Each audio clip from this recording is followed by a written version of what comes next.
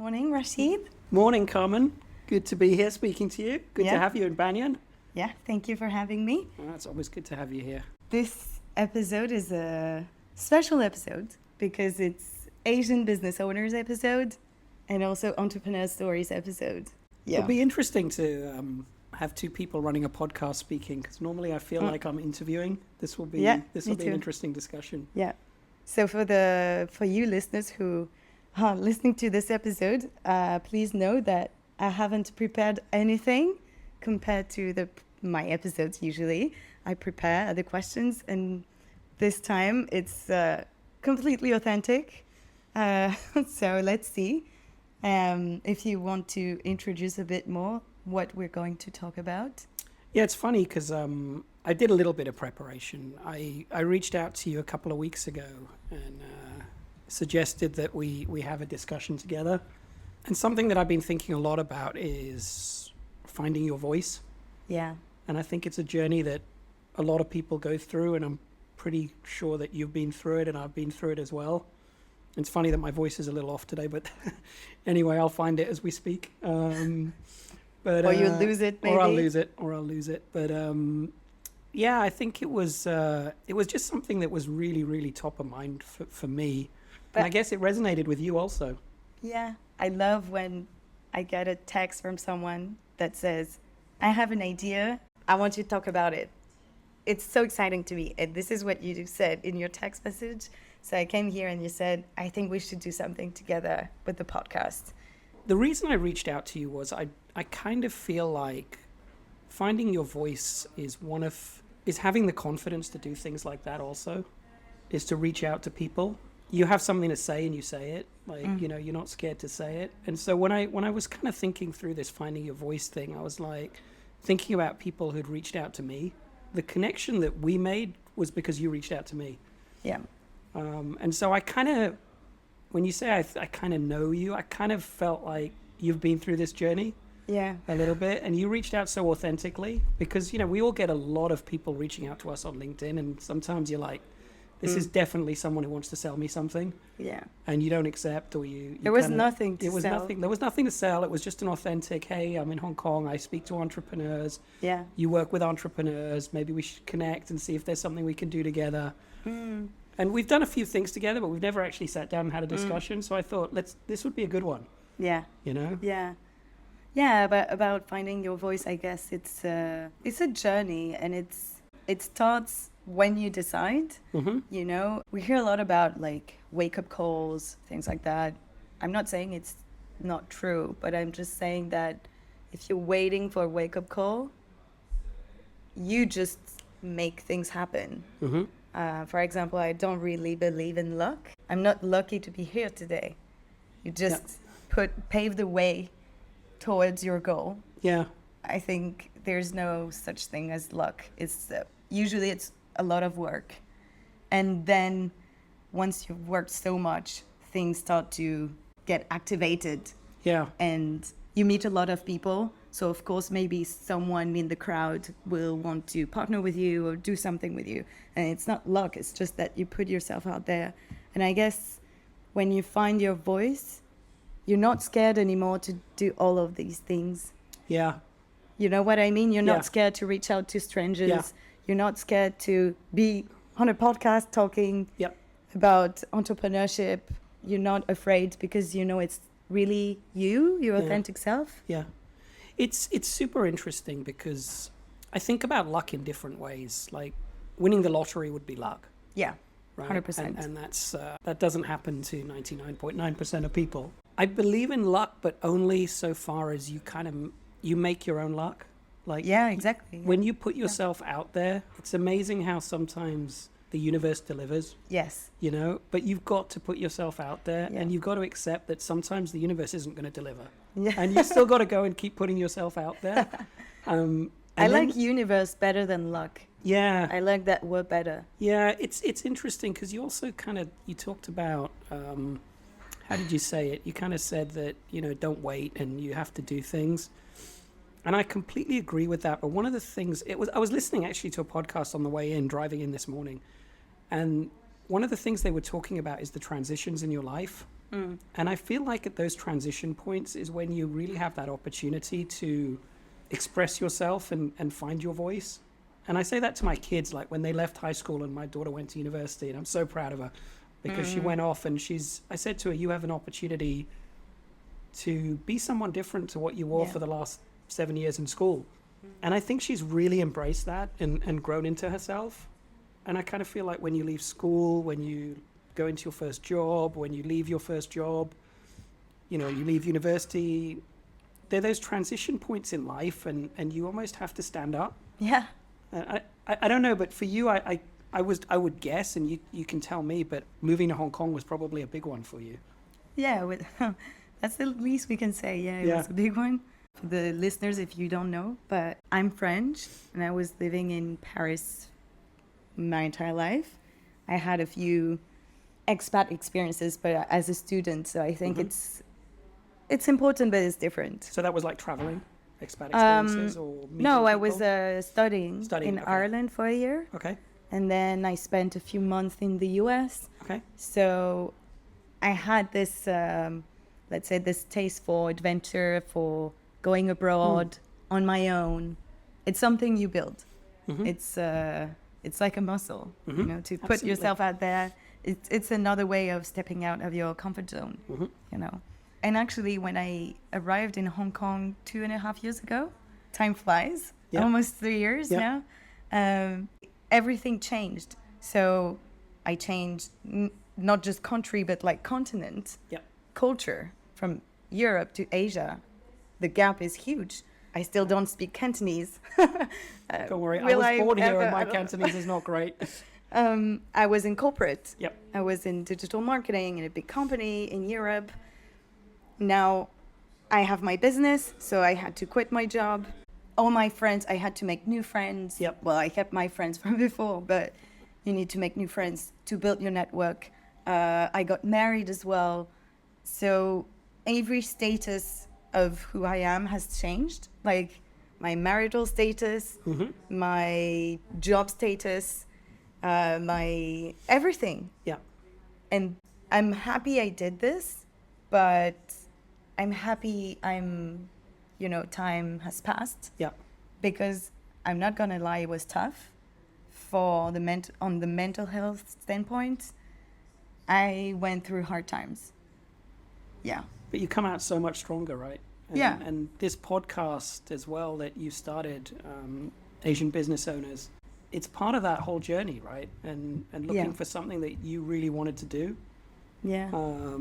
Which I think is fantastic. And I you know, it kind of goes back to those transition points where they're always going to be slightly uncomfortable. Some of them can be really uncomfortable. Some of them can be slightly uncomfortable. Like I made the conscious decision to leave corporate. I was comfortable with the decision, but I was uncomfortable in terms of I wasn't 100% sure what was next. I knew it wasn't where I wanted to be, but I didn't know where I was going. But isn't that the exciting part? Yeah. Also? Yeah, absolutely. I think it's, I learned to deal with unexpectedness, and you just see, you keep doing the hard work, meeting people, and then you can be surprised what can happen. Yep.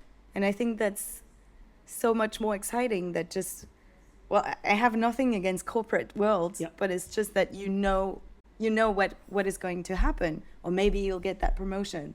That's cool, but is that enough? And you know, more generally, so many people, if they're happy with their lives, I mean, I'm happy for them.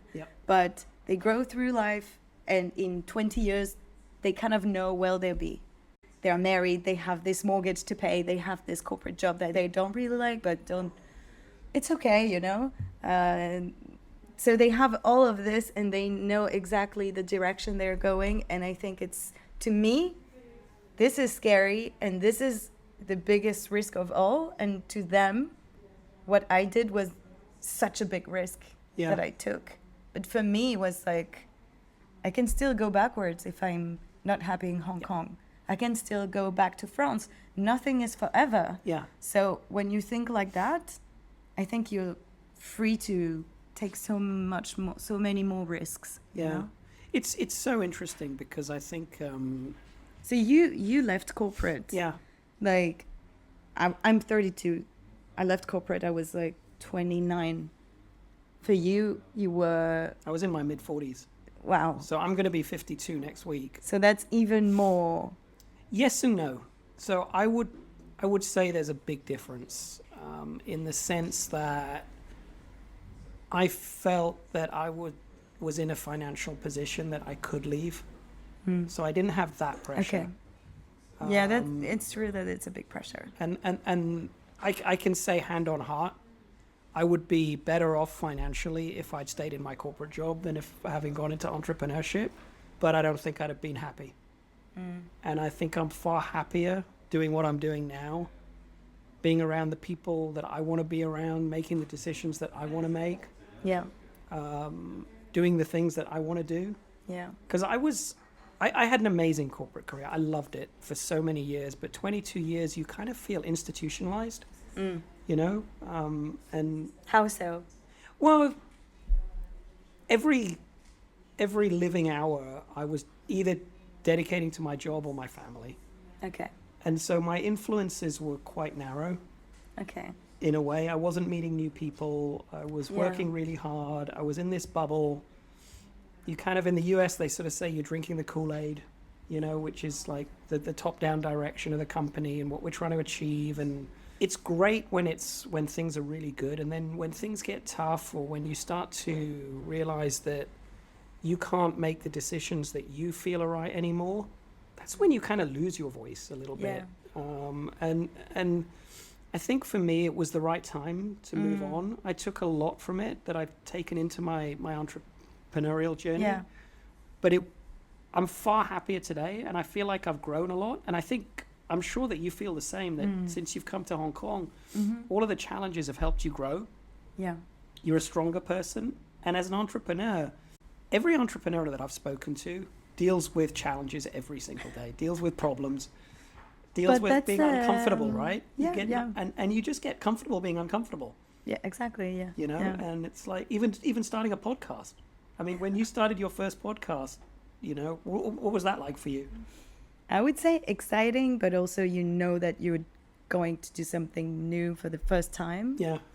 And also English is not my native language, so which is incredible that you're doing this in a second because language. it's you know, for people, she speaks English, it's fine, but to me now it's less stress than before. But still, every time you have this little thing, and I think it's a good thing, you know, to have a little peak of stress.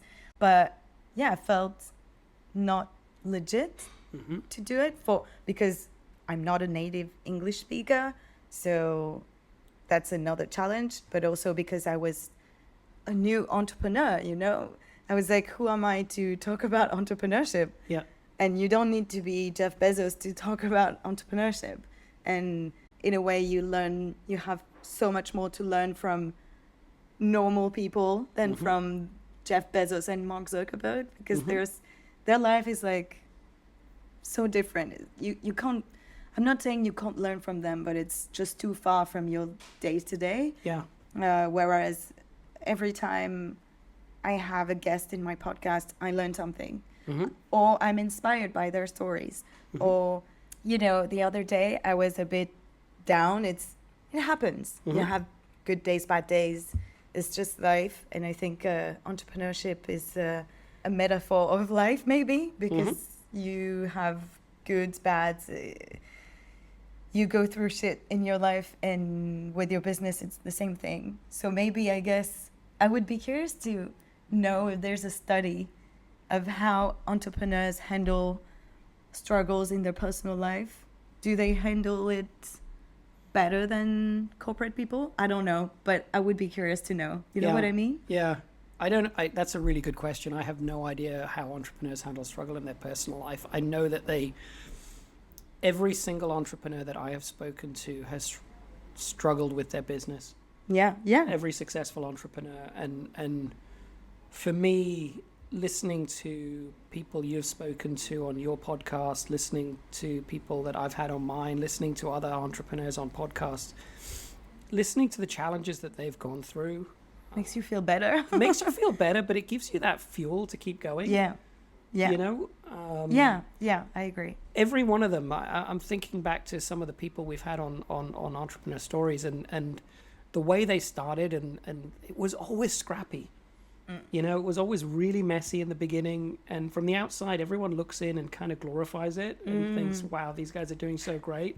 And then you speak to them and you get the true story, and it's like... That's why I love what it. I'm after. Yeah. Exactly. Like, every time I hear about maybe a famous entrepreneur or someone, I check online and I try to find the authenticity in the story. Yep. Because once you're not famous, but once people know about you, Yeah. you only see the tip of the iceberg, the Yeah. success. Yeah. But you don't see maybe the 10 years before where they struggle so much. Yeah. And I really want to focus on that. Like, what is the reality of running a business, of starting a business? And that's what I'm inspired by. And, you know, so I was saying, when I'm a bit down and I listen to previous episodes, or I come across my own content on Instagram, I think about the story of that guest and I'm like, oh yeah, and this gives me, I don't know, the spark again. Yeah. And it's so powerful. And it's a mix of, oh, we're on the same boat. You're struggling as well, so I'm not abnormal. But it's also, it gives me strength. I can't explain. It's just like, you know, there are days I'm like, I never think I should stop this podcast because I'm so passionate about it. But there are some days I'm like, why do I do that? And then you listen to an entrepreneur and you're like, okay, Yeah. I'm good. I want to do it again. And then your motivation just goes up. Yeah. It's kind of amazing because you've, congratulations, you've hit 50 episodes. I think Thank you. What are you, so 53, 54 now? Something like that. Yeah. And you know what they say, like 99% of people don't hit 10. That shows resilience. Yeah. You know, that shows sort of getting over that feeling of almost imposter syndrome at the beginning. Like, why am I doing this? Which I think all of us, I mean, even after 2 decades in corporate, I kind of felt that. I'm like, who's going to listen to my podcast, you know? And then you get started and it's the curiosity and the conversations and I guess a few people supporting you that kind of drives you. You know, because we had no desire to start a podcast. It's so funny. In 2021, someone said to me, you should start a Banyan podcast. And we did nothing till 2024. Wow. We didn't even think about it. You were not ready. We were not ready. And we just started a series of entrepreneur discussions here in this space Yeah. for guests. And then guests started saying, can you please record it? Because I can't make it. And so we recorded it. And then I remember sitting in a meeting and saying, well, what do we do with the recording? Someone's like, well, we put it on Spotify. And I was there going, you mean Sounds a like a podcast? podcast. You know? I was like, isn't that a podcast? And then, you know, and it just sort of happened. And then it was like, okay, we've got one. We need to do more. Yeah. We have a Spotify channel. And I was like, Yeah. how many are we going to do? You know, and here we are. I think this is number 13 or 14. Yeah. As long as you have fun, Yeah. that's also important. Like, of course, you have to find solutions to solve problems every day. But the good side is that I'm having fun doing this. Was it always something you wanted to do when you, or was it something that kind of just came to you and said? I think somewhere in the middle. Yeah. So I'm a podcast fan. I listen to podcasts every day and we share our recommendations together. I love that. So I built my podcast culture. And I think this is also very important to know what a good podcast is, what you don't like, and just explore the different types, the different formats. You need to know a bit about podcasts, the podcast world. And so I knew that I was like, someday I will start my own. But that was something I was just saying like that, you know. Yeah. There are many things you say like that, but actually it made sense later. And I started it to build my network and to be surrounded with entrepreneurs. And I thought, now it makes sense. Now it's not just I want to do a podcast. Now it's not within a strategy, because there was no real strategy at the time, but it was part of a plan, at least. Okay. So... Were you thinking that before you left France? Before you got to Hong Kong? Yeah, but I was thinking more that it would be more like a fun podcast. Yeah. With friends. Yeah. Interesting. Yeah. And then you came to Hong Kong. And now I also have another podcast in French with a friend. Okay. For fun. Okay. So it's very different. But looking back, the other day I was talking to a friend and we were talking about, I don't know, commercials on the radio. Mm. And I remember that when I was 8 years old, I recorded a commercial on the radio. Okay. And I got paid 150 euros. You were rich. So I was super rich yeah. at the time. Yeah. And there was this, and then in my 20s, a friend started a business and he needed to do like a video to promote the business, and he needed a voice. And he asked me, and we were not close. Like, I'm like, and I thought about this again, like a week ago, and I found it so intriguing that it may sound like nothing, but actually I did this commercial on the radio, and then someone asked to record my voice for a video, and now I have a podcast. Yeah. I don't know, it's just resonated. Yeah. It's really interesting. How do you go about picking your guests, Carmen? What do you look for? Honestly, I look for a story first. Okay. And I look for people who have a little bit of experience. For example, I had people reaching out to me and they started their business like a year ago. I think I need more. You need perspective. Yeah. Yeah. It's a really good way to put it. Yeah. Yeah. Perspective comes with time and exactly. You being in the space. Yeah. There's nothing you can do about that. It's just time. Yep. So, but honestly, I don't have any industry specifics or anything like that. Yeah. Yeah. It's interesting because I started off by being very much like you, really interested in the story of the individual and the business they founded. And it was businesses that I looked at and thought, wow, they built something really impressive. Mm. I'd love to know the story on how they built that. And I still love doing those, and we will continue to do those. But the last couple of podcasts that I've done have been around topics that I was genuinely curious about. Okay. Yeah. And then trying to find a good speaker. Mm-hmm. And sometimes it was like I saw the speaker and then I sort of thought, that's a topic I'm really interested in. So like we did one on LinkedIn. Yeah. And that was one of the best attended, because ours is a live podcast, best attended podcast we did. And I'm like, wow, other people are really curious about this as well. What was the topic? Basically about LinkedIn, like how to build your personal brand on LinkedIn and how to grow your sales through LinkedIn. So it was both sort of personal branding and then using like Sales Navigator on LinkedIn to drive sales. But the topic was so interesting to me. I was so curious about, seeing all these people and all this discussion about personal branding. Like, let's have a discussion about this and get some experts in.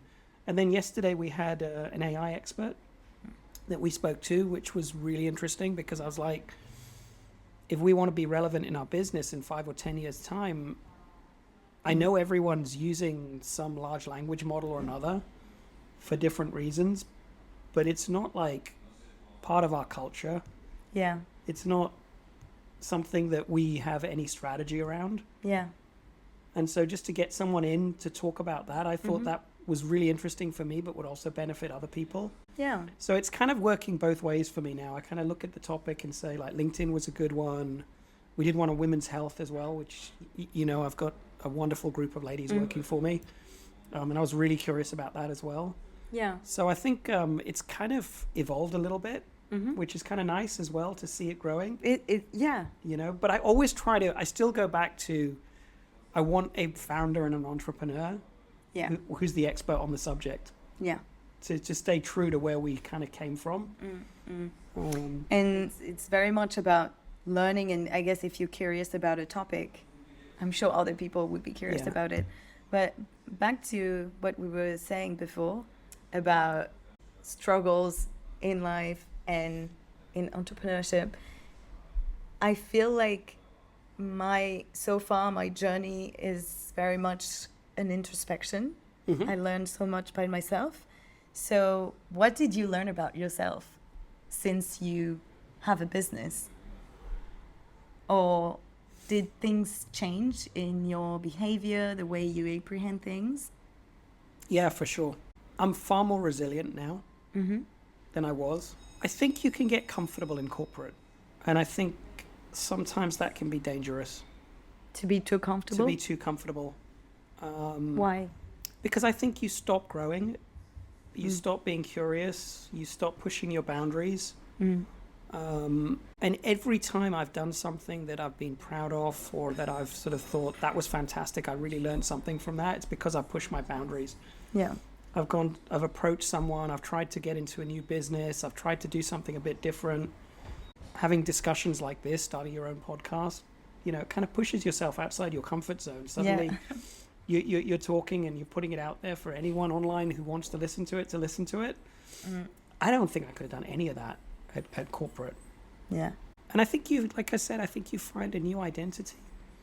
It was a big transition moment for me, because my identity was all around 22 years in the same company. I mean, even when I told my kids that I was leaving, they cried. Oh, really? Yeah, they cried because their dad was, you know, I worked for Fossil Group, and their dad was the fossil guy in their mind. You know, all their life that's who I'd been. Yeah.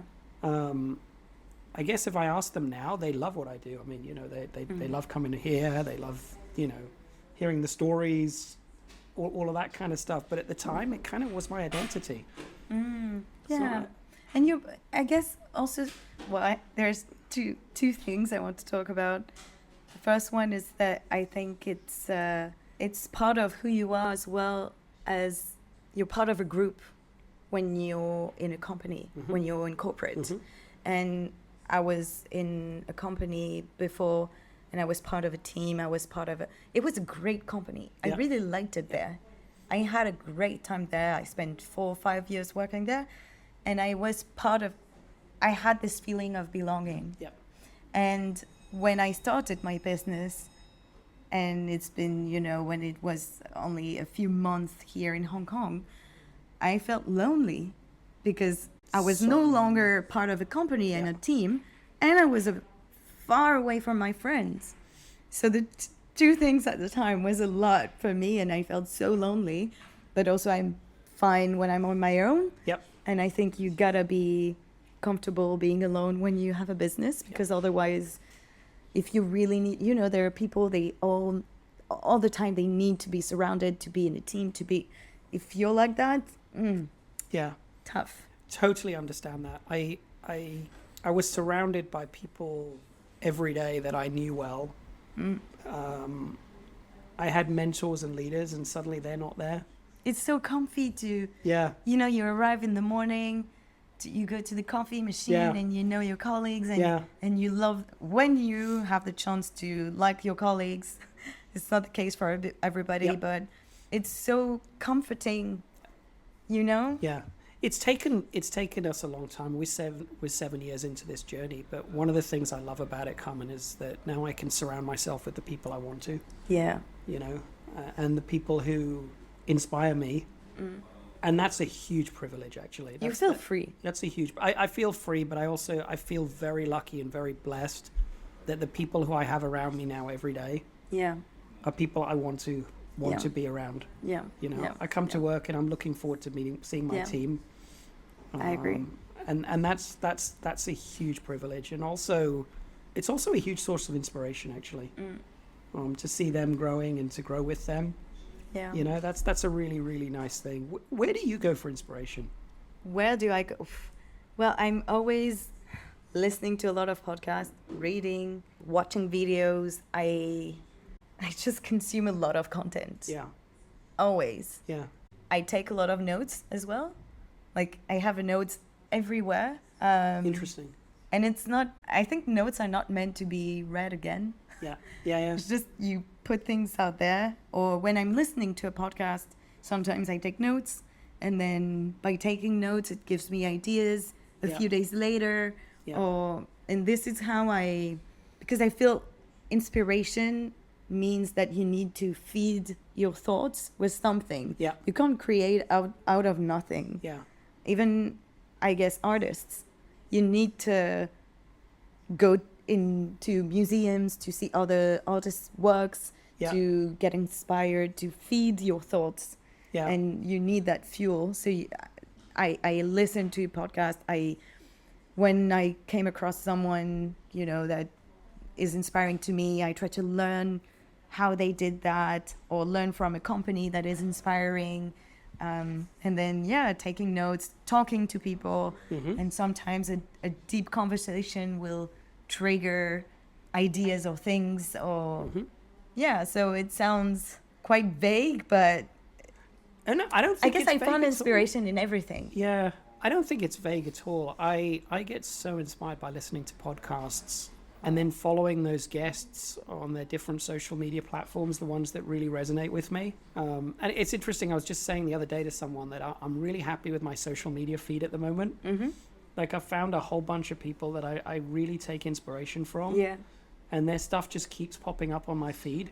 Mm. And I'm being quite intentional about trying to follow and listen to a lot of different perspectives. Like, I'll force myself to listen to things that maybe don't align with my own views and beliefs, just so I understand them better.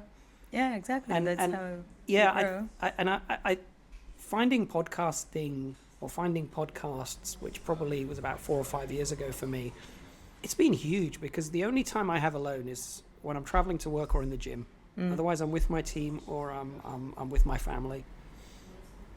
And people are like, how can you consume like an hour and a half of podcasting a day? I'm like, it's easy. Yeah. I stick a podcast on in the gym. Yeah. Because I'm there anyway. Yeah. And to your point, if something really inspires me, I'll grab my phone and make a quick note. Yeah. I'll finish the set I'm working on, or I'll just pause for a minute and I'm like, I need to make a quick note of that because that was really good. It's so important to just, because otherwise you listen and then it's just, what for, Yeah, it can be background noise if you're not careful, while you're doing something else. Sometimes it is. Sometimes it is, I agree. But I had another question about money. Mm-hmm. As when you started your business, you have a family. Weren't you afraid that, for your kids, because then your family, or I guess your wife works as well, but your family partly relies on your revenue. So for me, I don't have kids. Weren't you afraid? Was this, did it add extra pressure? I'll say this. In all honesty, I was probably too confident about what I could do when I left. Okay. And how quickly I could do it. Okay. I do think that in hindsight, part of that was maybe some overconfidence on my part. But the other part that I don't talk about a lot, but I will say this, we probably opened our businesses at perhaps the worst time in my living memory. Because we started business in early 2019 and Hong Kong was going through a terrible time. And that was pre-COVID. And then we rolled straight into COVID. Yeah. So yes, money is a concern, and it always will be until I guess you break through some artificial number that you have in your head. But yes, it is a concern. I'm very fortunate that I own my house, and so that I've got that's kind of done and dusted for us. Yeah. And we haven't been reckless in the sense that I know we've put enough away for my kids' education. Yeah. So those two things are huge things to cross off. Exactly. Yeah. And it gave me the confidence to leave corporate, actually, to say, okay, even if everything goes wrong, it's not going to be the end of the world here. You have a roof. Yeah, I have a above roof. Your head. My kids will be okay. Yeah. We can have less holidays. We can go for less expensive meals. We can drive a cheaper car. We can get rid of the car. We could sell the house and downsize if we really had to. Yeah. but I'm not happy at the moment when I was in corporate, if that makes sense. So at that time I was like, I feel like there's more for me to do and I'm not going to be able to do it here. And if I'm being honest, I think that I was bringing that home every day. Course. Yeah. And it was starting to have an impact on other parts of my life. And it was almost like this huge relief when I left that I can almost, and I don't mean that in a bad way, because I had the most amazing corporate career. It just come to an end. For me, mentally, I needed to do something. It was different. the end of a long cycle. A long cycle, a great journey. But it was... But the last 3 or 4 years, it actually it's been on my mind for probably 3 or 4 years. I've been talking about it just to family. Like, I think I should move on. And they were like, okay, what are you going to do? And then finally I was like...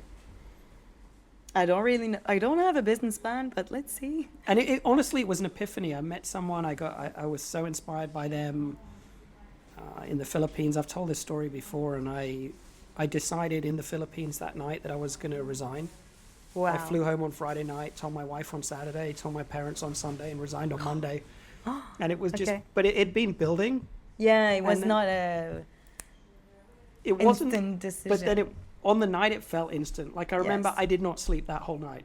But it was just the outcome of a long process. Yeah. And I needed something, I guess, to just trigger me. And I was so inspired by someone I met and who I'd known for a few years and seeing what he'd accomplished. And I'm like, okay, I need to do something different. Yeah, I get it. So. And it's interesting when you said at the beginning of the episode that when you lose your voice, how does it feel? Because for me, there's a mix of different things, but also my father is an entrepreneur, so I guess the apple doesn't fall far from the tree, probably. Yep. So it was not surprising to me when I started my business. I knew that I had this in me as well.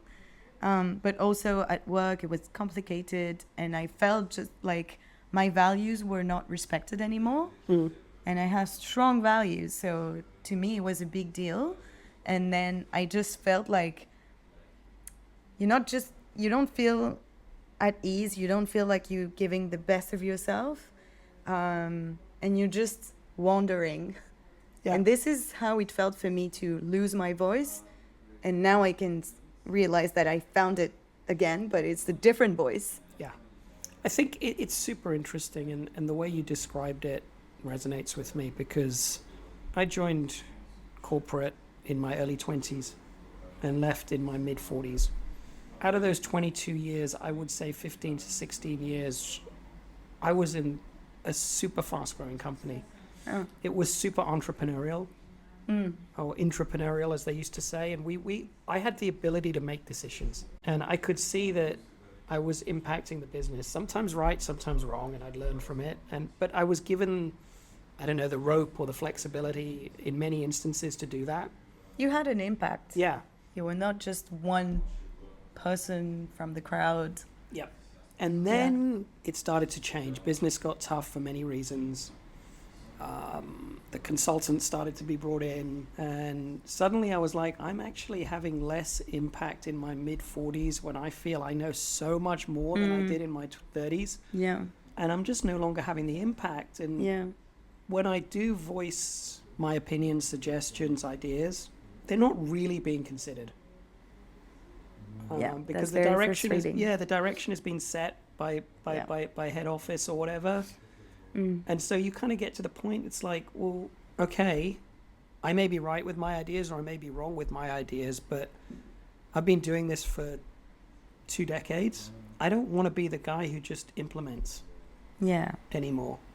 I want to be the guy who actually drives it. That's what keeps me hungry, keeps me passionate, keeps me excited and involved. This really resonates with me as well, because in the company I was working before, there was this spirit of entrepreneurship a little bit. This is why I liked it. And then things changed. So this is also when I started feeling not so comfortable in this company. And I had the freedom to start project that had an impact as well. Yep. And I remember it was a tech company, and I started the tech blog. Yep. And for tech companies, it's so important to have a tech blog. It's really something. It's part of a strategy. And I started this, and in hindsight, I started a medium platform. Yeah. And now I have a medium again. So, it's like all these experiences just compound. Yep. I don't know. It's so interesting. One of the things I've taken into this role I'm doing now, which is running these businesses. Business can be good, business can be bad. Business can be okay, but we are always working on something. This idea that there's momentum because we're focused on 2, 3, 4 different things. We're doing things all the time. Yeah.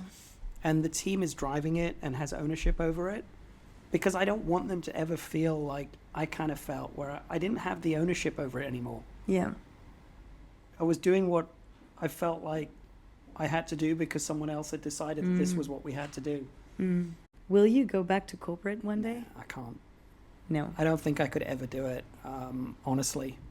Yeah. I guess you never say never. Things can change in life. But if you ask me right now, I mean, I said the day that I left that I didn't want to work for anyone else. I was going to find something to do.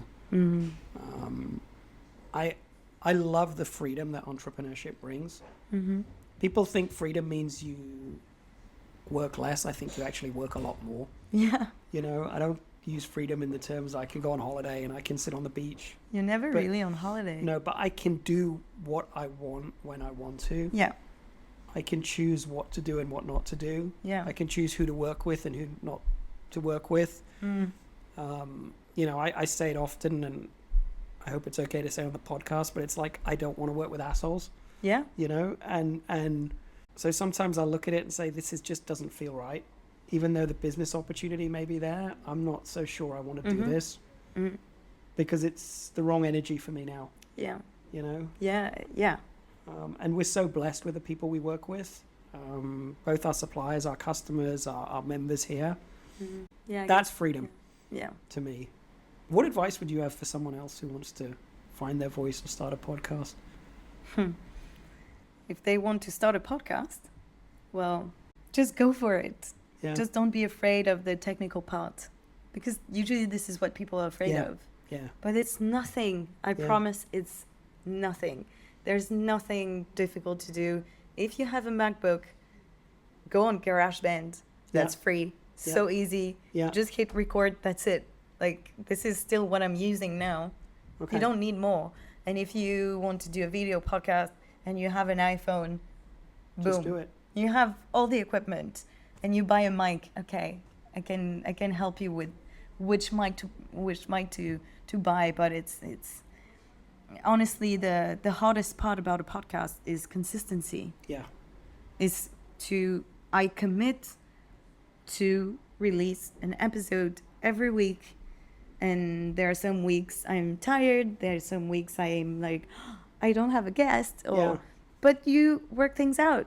Or you can publish like a key moment, or you can create so much content with one episode. So just don't be afraid and just go for it. And if you like it, you'll keep doing it. And if you don't, that's fine, but at least you tried and you know that it's not for you. But about finding your voice. Okay, one thing I learned, well, there are many things I learned, but one thing is patience. And I think when you're young, you're not patient. And also my character is to be impatient. But I'm learning, and finding your voice take time. It's a process. It's just if you're open enough to opportunities, to new people, new encounters, to learning new things. It's just a mindset of being curious. There's something that switch in your brain, and then you're ready to receive. I don't know. Over time, things will, work out in your head. Yeah. And then you find your voice. But it's not like one day you wake up and I want to be a baker. Yeah. It's not. No, I agree. It's so true. You just got to push yourself outside your comfort zone and keep doing it. And sooner or later, things start to, it's like the pieces start to fall into place. And it's not the same for everyone. No. You know, people find different things, and who knows what I'm going to be doing in 3 years, 5 years, 10 years. I don't know. This feels good now. Yeah. You know, and I am now almost consciously, when I see something, I'm like, we just got to do it. We just got to push ourselves outside our comfort zone, because I've sort of learned that every time I have, I've learned something. What was the last thing you pushed yourself for? Outside of my comfort zone? Even just starting this podcast thing was like, I was really uncomfortable with it at the beginning. Mm-hmm. I've always sort of said this. I was like, I don't think I have a voice for radio or podcasting or whatever. And then someone said to me the other day, you've got a really, I can't remember the word they used, but anyway, they described my voice in a very nice way. And I was like, really? It's pretty relaxing. And I was never comfortable with it. And so I always thought that's not for me. That's for someone else. You know, you need to have a deeper voice. You need to have a more, I don't know, sexy voice, like whatever it is. voice. Yeah, it's not me. And we even can do ASMR. We can speak like that. But then you start to listen back, and as you listen to yourself enough, you kind of get more comfortable with it. When you listen to your own episodes a little bit. Also with your image. Yeah. This is harder. In terms, what, your image? Yeah. To see myself speaking. Yeah. On a video, speaking English. The first time I couldn't see myself, and now I'm okay, and I even think positively of me. Yeah, it's amazing what it can do for your self-worth. You know, I'll tell you one story about this space. When we started it, one of the things that we were really committed to operating the most sustainable workspace that we could operate. Yeah. But I told the team on day one, I don't want to talk about this. Because I was so worried about people saying, but you didn't do this, and you didn't do that, and you didn't do this. And so I didn't want to self-promote. I've never been big on self-promotion. Yeah. And then you get into this entrepreneurial world, and you start to watch other businesses, and you start to see what other people are doing. And you start to realize, if you're not talking about yourself and waiting for someone else to talk about you, you've got to wait for a long time. Yeah. You know, and so now we talk about what we're going to do, about what we're doing. And I've learned to be proud of what we've achieved and not be scared to kind of say, hey, we've done this. That's been a huge journey for me. That was really pushing myself outside my comfort zone to be self-promotional a little bit. Because I've always kind of tried to be behind the curtain a little bit and not put myself forward. With personal branding being so important and social media, if you're not telling people who you are and what you're doing, no one will. As a startup, it's really, really hard. I guess there's some businesses where you can, but not the businesses I'm in. You know, I think it's. I'm the same person, but there's Carmen at home and Carmen promoting her business. Yeah. So it's still me. Yeah. But slightly different. Yeah, and I think that's absolutely normal. And it protects me as well. Yeah. For instance, when I'm on the podcast, it's really me, but it's professional me. Well, professional, not corporate, but professional.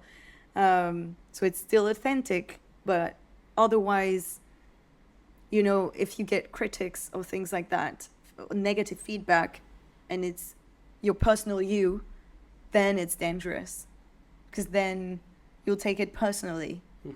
So if someone, well, it never happened, but if someone tells me your podcast is shit, I'll be like, okay, you just don't like it, it's fine. Yeah. But it's a part of me, but it's not, you know what I mean? I think that having these sort of two lives, one at home and one away from home, I feel they're getting closer as I'm growing. Of course. Yeah. But I'll always be different at home to what I am at work. I mean, and I think that's healthy. Yeah. I think that's healthy, because if I tried to be switched on 24/7 like I am at work, I think I'd burn out very, very quickly, and there'll be a lot of other problems associated with that. If I tried to take my work persona home, I don't know how my family would react to that, you know? No, yeah, but there's this thing in corporate to come as you are. Yeah. And it's, I get it. I get where they're coming from, and I'm not saying it's a bad thing, but it's just you need to still to draw a line. Yeah. Otherwise, you can't mix everything. No. Yeah.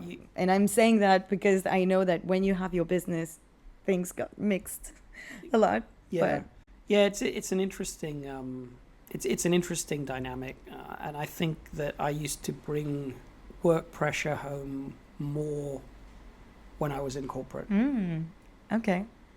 Honestly, just because, and it's not because there's more pressure or less pressure. It's because when you are in corporate, you don't have that sense of you're not in control. Yeah, I was about to say that as well. Right? Yeah. And having that control, I think is huge. But just sort of going back to finding your voice and what you said, I think it's so true. I was about to ask you for your advice. I think it's just whatever it is just keep pushing yourself outside your comfort zone, because your comfort zone puts boundaries around you. And I know people say it all the time, and it may be cliched, but I have to say I've never regretted doing it. I've never regretted doing it. Sometimes it hasn't worked out, but I've learned from it.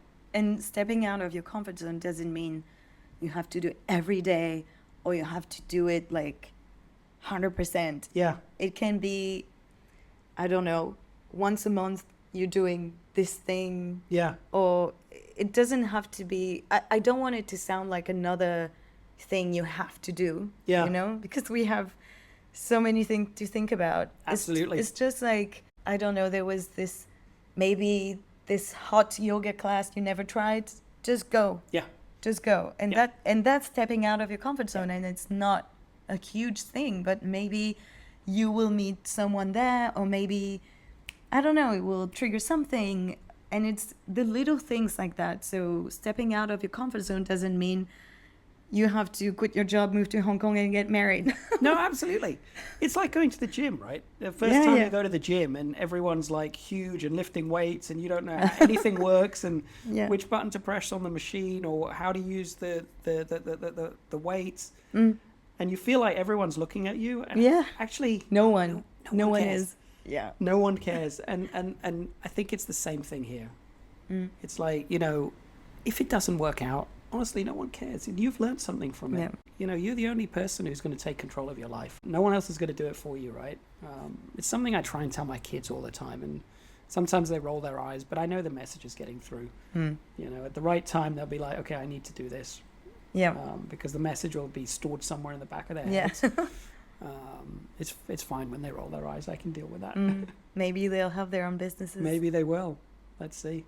Well, I really enjoyed this conversation. I did too, Carmen. I'm so glad we did it. I really am. I didn't know where it was going to go, but I'm so glad. I think it's relatable what we said. Yeah. I hope so. Yeah, I hope so. Maybe we'll do another one. Yeah, I would love to. Let's see if people like it. Let's see where it goes. Great talking to you, and thank you for coming to Banyan. Thank you for having me. So the episode will be available on both our podcasts.